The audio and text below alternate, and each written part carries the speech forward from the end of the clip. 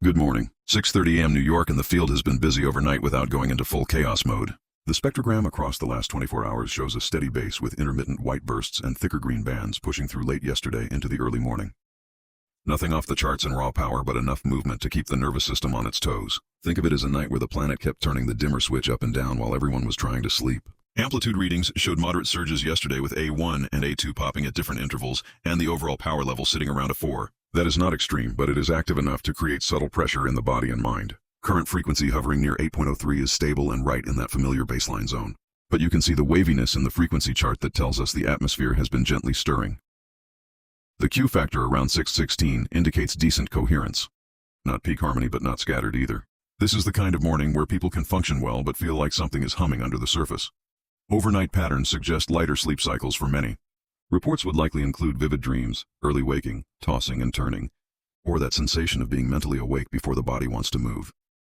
Some may wake up with a mild head pressure, sinus sensitivity, or a low-level hum in the nervous system like you plugged into an outlet while sleeping. Others may feel unusually motivated or clear, especially if they are more sensitive to these shifts. The lower frequency bands stayed active, which often lines up with emotional processing during sleep, and that lingering morning grogginess that does not fully match how many hours you were actually in bed. Emotionally, the tone feels alert but slightly edgy. Patience might be thinner than usual, and small things could feel louder or more personal. On the positive side, intuition is dialed up. Creative thoughts and random insights tend to pop in quickly on mornings like this. You may notice people talking faster, reacting quicker, or feeling the urge to reorganize their day before they have even finished their first sip of coffee. If you woke up feeling like you have energy, but also want to hide under a blanket for 10 more minutes, that is very on point for this field. Kumiana activity shows bursts, but not sustained red-level events, more like quick flares saying hello and then settling.